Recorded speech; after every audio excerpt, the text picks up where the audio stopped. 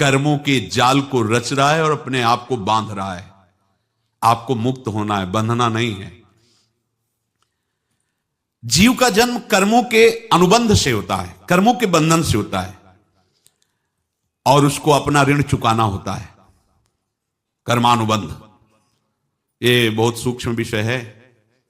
जैसे आप जिस परिवार में जन्म लिए हैं तो उस परिवार के लोगों से आपका ऋण है, इसलिए उसी परिवार में आप आए हैं। और ऋणानुबंध, उसको बिना चुकाए या बिना वसूल किए आप वहां से जाएंगे नहीं। आपको लेना है तो वसूल करना है, और देना है तो चुकाना है। ये पूर्व के जन्मों से निश्चित किया गया है।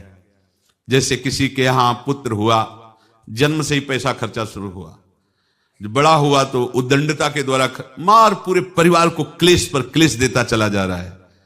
ये तुम्हारे कर्म का फल है। या ऐसे शक्तिहीन बुद्धिहीन ऐसे पागल पूरे जीवन सेवा करो, तुमसे अपना हिसाब चुकाने के लिए वो आया है।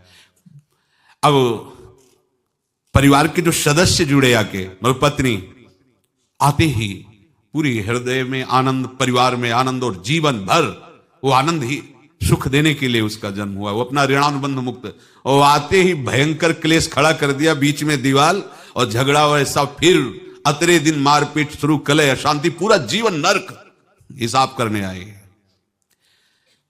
यहां ऋण चुकाए बिना कोई जा नहीं सकता, ऋण चुकाना पड़ेगा।